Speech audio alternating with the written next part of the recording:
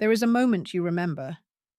Your child, now 40, perhaps 50, spoke to you in a tone that made your chest tighten, dismissive, impatient. The way you might speak to someone whose opinion does not matter. Maybe they interrupted you mid-sentence. Maybe they rolled their eyes at something you said. Maybe they made a decision that affects you without consulting you, then informed you afterward as though you were a minor detail to be managed. And something inside you broke a little, because you remember when this person looked at you with awe, when your word was law, when your approval was the sun around which their small world orbited. Now you feel like furniture, present but not significant, tolerated but not valued. You want to ask, what happened? When did I become someone you dismiss?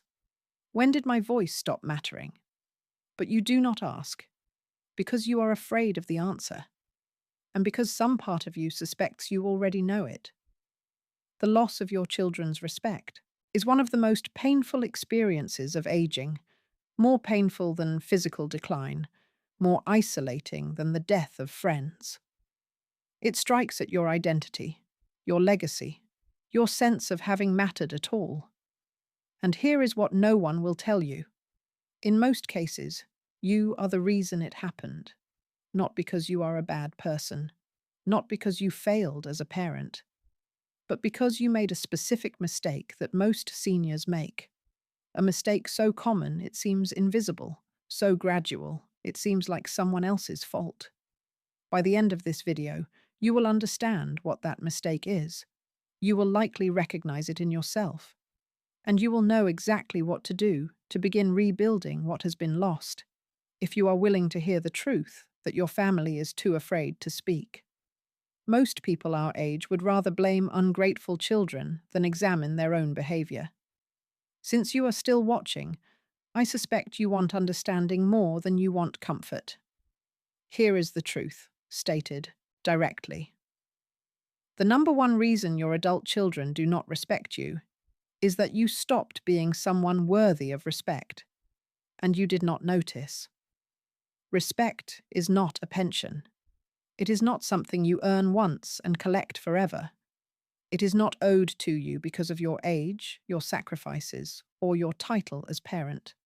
Respect is a response to who you are right now, today, in this chapter of your life. And if who you are right now is diminished, dependent, and defined entirely by the past, your children's respect will diminish in direct proportion. This is not cruelty on their part. It is human nature. We respect people who demonstrate qualities worthy of respect: competence, wisdom, growth, self-possession, contribution. When those qualities fade, respect fades with them. The mistake most seniors make is assuming that past respect guarantees future respect. It does not. Every relationship is renegotiated continuously, whether we acknowledge it or not. Let me describe how this erosion typically happens. It begins when you stop growing. At some point, perhaps at retirement, perhaps earlier, you decided you were finished. Finished learning. Finished being challenged. Finished evolving. You had worked hard, raised your family, earned the right to coast. And so you stopped reading books that challenged your thinking. You stopped engaging with new ideas. You stopped being curious about the world your children inhabit, their technology, their culture, their concerns. You retreated into the familiar and called it contentment. Your children watched this happen. They watched your world shrink while theirs expanded. They watched you become less interested in their lives and more focused on your own comfort. They watched you transform from someone who knew things they did not into someone who seemed increasingly out of touch. They did not lose respect for your age. They lost respect for your stagnation. I have watched peers my age dismiss their children's careers because they do not understand them. Mock technology they have not tried to learn. Reject ideas because those ideas are new. They mistake rigidity for wisdom and call their closed minds experience. Their children see this clearly. They do not say anything because there is no point. The parent has announced they are no longer interested in growth, and so the children grow away from them, respecting them less with each passing year. The erosion continues when you become defined by need. There was a time when your children needed you. They needed your guidance, your provision, your protection. The relationship was defined by what you could give. Somewhere along the way, that equation inverted. Now you need them. You need their help with technology. You need their assistance with tasks that have become difficult. You need their attention to fill the emptiness left by a contracting social world. Need is not shameful. We all need others. But when need becomes your primary identity, when every interaction with your children is colored by what you require from them, something fundamental shifts in how they see you. You are no longer the capable parent they admired.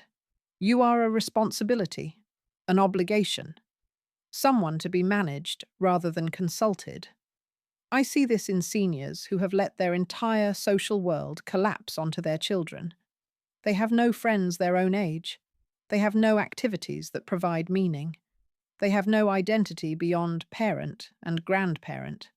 And so they cling to their children with a desperation that suffocates respect. Your children cannot respect someone who cannot function without them. They may love you. They may care for you out of duty. But respect requires a degree of self-sufficiency and self-possession that total dependence destroys. The erosion deepens when you refuse to acknowledge your mistakes. Your children are adults now. They have had decades to process their childhood, to compare their upbringing with others, to recognize the ways you fell short. Every parent falls short.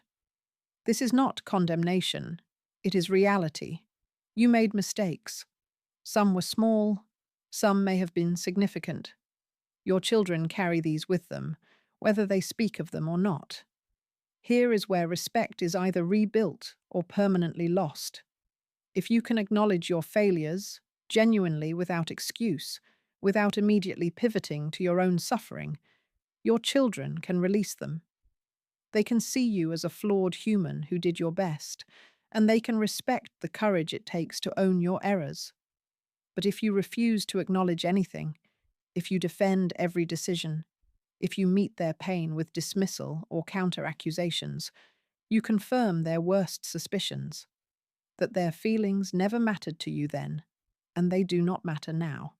I have seen elderly parents destroy any chance of respect by insisting they were perfect. Their children bring up a specific wound, a time they felt abandoned, a cruel thing that was said, a need that went unmet. And the parent responds with denial, justification, or worse, accusations that the child is being ungrateful.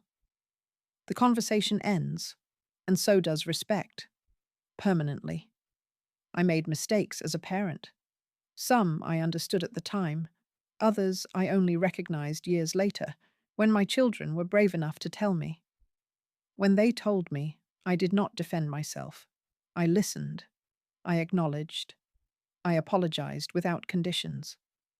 Those conversations were painful, but they restored something that my defensiveness would have destroyed forever.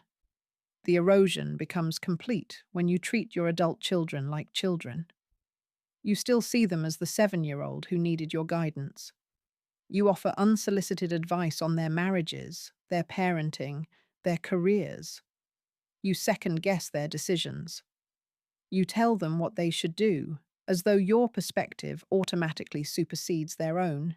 You do this because you love them. You do this because you have experience.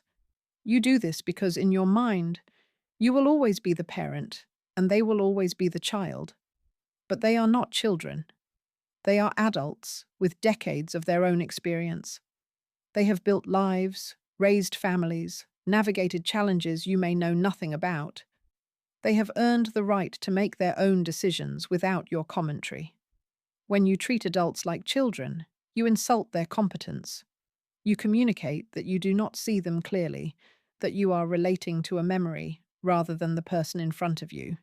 and you cannot respect someone who does not see you. I had to learn this. I had to physically stop myself from offering opinions no one had requested. I had to accept that my children's choices are not my choices to make, and my approval is not required for them to proceed. This was difficult. It felt like abandonment, like failing to protect them. But it was actually the opposite. It was finally treating them as the capable adults they had become. And their respect for me increased the moment I stopped trying to control what was not mine to control. So, what do you do with this recognition? First, you grieve. If you have lost your children's respect through these patterns, acknowledging that loss is painful, allow yourself to feel it. Do not rush past it into action. Second, you rebuild yourself as someone worthy of respect, not for their sake, but for your own. Start learning again. Read books that challenge you. Engage with ideas that make you uncomfortable. Develop curiosity about the world your children live in. Become someone who is growing rather than someone who has stopped. Cultivate a life outside your children. Friendships, activities, purposes that have nothing to do with your role as parent or grandparent. Become someone who brings fullness to the relationship rather than emptiness that demands filling. Develop self-sufficiency wherever possible. Yes, you may need help with certain things. Accept that help gracefully, but do not need help with everything. Maintain your independence fiercely. Be someone who handles their own life rather than someone whose life must be handled. Third, have the conversations you have been avoiding. Ask your children, directly, vulnerably, if there are things from their childhood that still hurt them. When they answer, listen. Do not defend. Do not explain. Just hear them. And then acknowledge what is true. This will not be comfortable. It may be the most uncomfortable conversation of your life, but it is the doorway through which respect returns. Fourth, change how you relate to them going forward. Ask before advising. Say, would you like my thoughts on this? Or would you prefer I just listen? And then honor their answer. Stop commenting on their decisions. They will make choices you disagree with. Unless they ask your opinion, keep it to yourself. Show interest in who they are now, their work, their passions, their struggles, rather than constantly referencing who they were or who you wish they would be. Respect flows toward those who give it freely. If you want your children's respect, begin by demonstrating profound respect for their autonomy, their judgment, and their right to live their own lives. I will tell you something personal. There was a period when my daughter kept me at a distance. Calls were brief. Visits were rare. I felt the chill without understanding its source. Eventually, I asked her directly what had changed, and she told me things that were hard to hear, that I had become negative, that every conversation was about my problems, that I treated her life as less important than my opinions about her life. That being around me left her feeling drained and criticized. I wanted to defend myself. I wanted to explain that I was lonely, that I was struggling, that I only wanted to help. But I did not. I thanked her for telling me. I apologized for the ways I had made her feel. And I committed to changing. It took time. Trust rebuilds slowly. But today, my daughter calls me for advice because she wants it, not because I impose it. She visits because she enjoys my company, not because obligation demands it.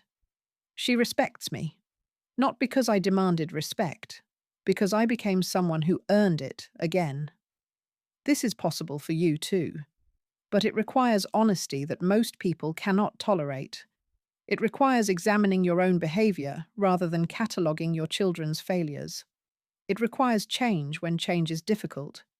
If you are willing to do this work, if you want your children's genuine respect rather than their obligated performance of it, then you are exactly who this message is for. Share this with someone who is struggling with this pain. They may resist it initially. Truth often provokes resistance before it provides relief. And return here. There is more to discuss about building relationships worthy of the years we have left. Until next time, stay vital.